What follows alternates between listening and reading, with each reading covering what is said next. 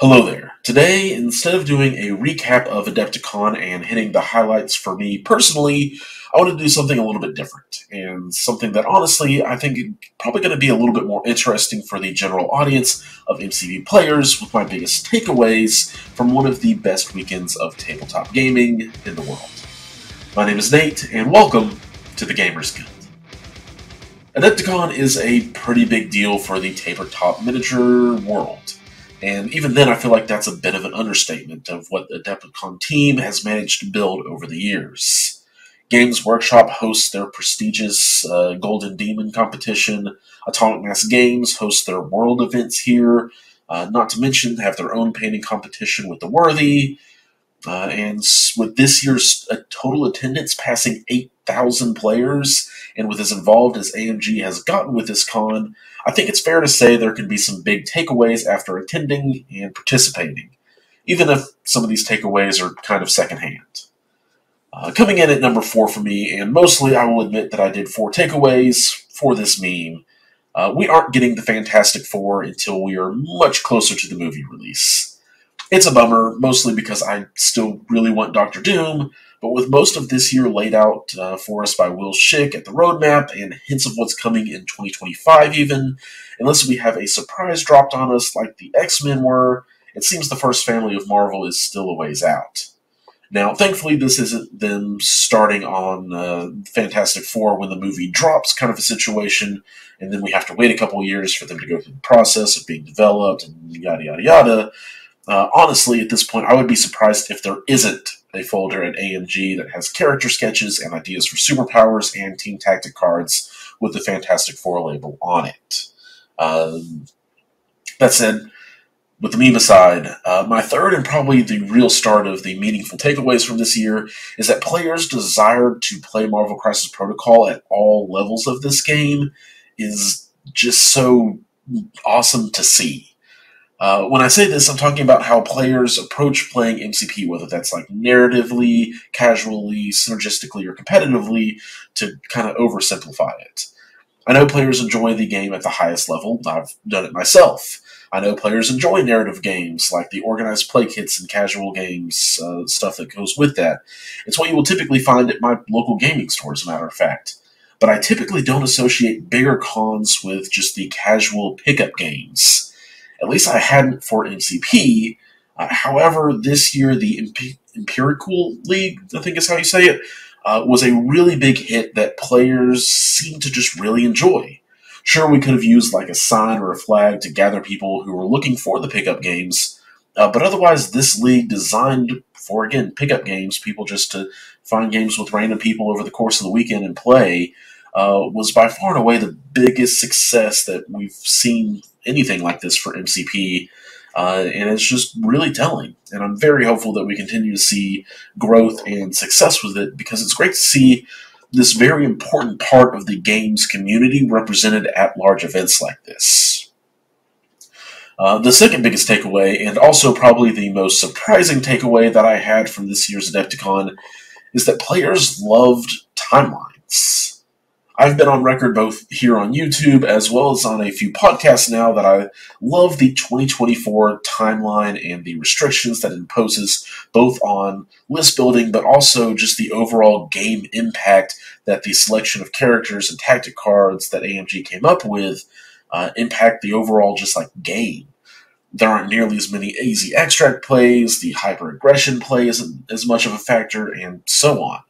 However, as much as I praise the 2024 timeline, I've also been on record saying that I'm not a fan of the timeline's format, with the all but needed, like guaranteed 6 rounds, and the awkward top 8 cut that it can make, and so on.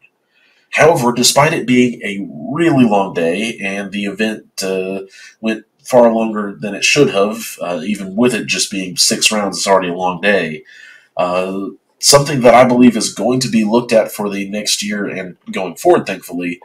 But players love timelines. Now, this is where I'm dipping into the secondhand knowledge, because I was a judge all weekend, and to me, pretty much all the formats are judged the same way. So, timelines to the duos tournament didn't really change what I was doing. But as the day went on and I was asking players for feedback, aside from the time thing, which wasn't Timeline's fault. It was just some other things going on. Everyone from players who made it to the top 8 to those who were just there to roll dice and have fun really enjoyed all of the games they were playing. Only 10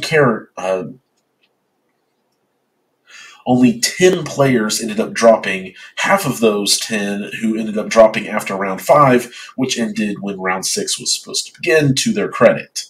To the naysayers who look at the Adepticon tickets page and look at a sold-out Challenger event and compare it to the sales of this event, there are some technicalities worth mentioning. First, both events sold out on the first day of registration for events when they went live. Then AMG, about 3 or 4 weeks before Adepticon weekend, then doubled the size of the Timeline event. Unfortunately, that didn't leave much time for new players to try to be prepared for the event, like having to buy an Adepticon badge, the ticket, make sure they have 30 characters for the roster, and anyone who already was going to Adepticon and may have originally wanted to, by 3 to 4 weeks out, your schedule's hopefully probably already pretty filled with all of the things that you wanted to do. All that to say, based off of the pretty much universal praise I heard about the event, I recommend giving this format a chance if you get the opportunity. I know I'm running something along the same lines of it, or at least in the spirit of it, with our team event on Friday at NashCon this year. Speaking of, during the time of recording at least, there's only 18 tickets left, so if you're wanting to come down for one fun weekend in Nashville, probably snag that ticket sooner than later. And that leaves me with only one takeaway left, and I think this is my biggest takeaway. Atomic Mass Games has stabilized. Now, this is not a direct takeaway from Marvel Crisis Protocol, I get it, but it's about as close as something can be to it. Now, what am I talking about when I say Atomic Mass Games is stabilized? I'm referring to really 2 major events that seem to shake things up, at least from an outside perspective. The first and biggest of these things was the FFG games becoming Atomic Mass Games. Oh, that gets confusing. AMG at the time was still a pretty small studio when they suddenly acquired all of the FFG Star Wars miniatures games, X-Wing, Armada, and Legion. And at the time, they were just a very small studio working on Marvel Crisis Protocol, and maybe also had Shatterpoint in development in their back pocket. When all of a sudden, Asmodee did some restructuring and gave the aforementioned Legion, X-Wing, and Armada over to AMG. And I don't think it's a stretch to say there were some serious growing pains there.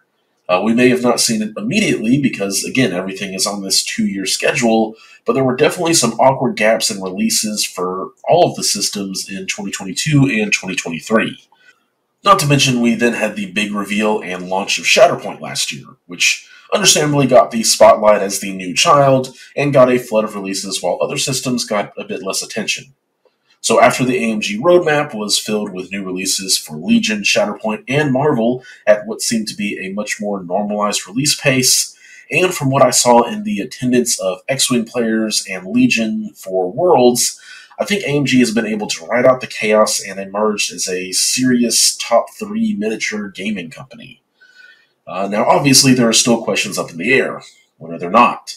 But I feel like if the roadmap they presented to us at the end of Adepticon holds true, that AMG is in a really good place, which also then means that MCP is going to be in a good place as well. If you want to go back and watch this roadmap that I've talked about several times now to go see what is coming out for any of those games, go to the Professional Casuals Network, Twitch, and you should be able to find that stream over there. There are a few more things, though, I want to mention in this video before signing off. First, there is yet another new podcast joining the Gamer Guild family. The Sons of Mandalore have risen again. You can listen to Justin Z, who's already on the Marvel Crisis Protocol podcast, also known as Jimmy DeHaan, Brian H., also known as Cruisin', and myself talk about the new trading card game Star Wars Unlimited in a casually competitive way as we talk about some tips and ideas with play patterns, strategy, and other stuff related to the game. So keep an eye out for that on our socials if that's something you're interested in. Something else I want to go ahead and mention and say is I feel like I've kind of lost my direction a bit with content creation. I haven't done a character review in what feels like half a year now, not to mention things like battle reports.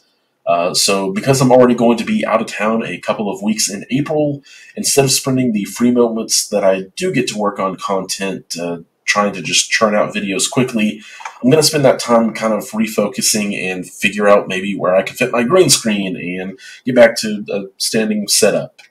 Uh, that said, don't worry, MCP is still a game I'm extremely passionate about and play weekly, but I've definitely hit a bit of a snag personally with the content creation. So hopefully this will be a good reset to get back on track. I hope you all have a good April filled with awesome games and moments. And until next month, keep on gaming.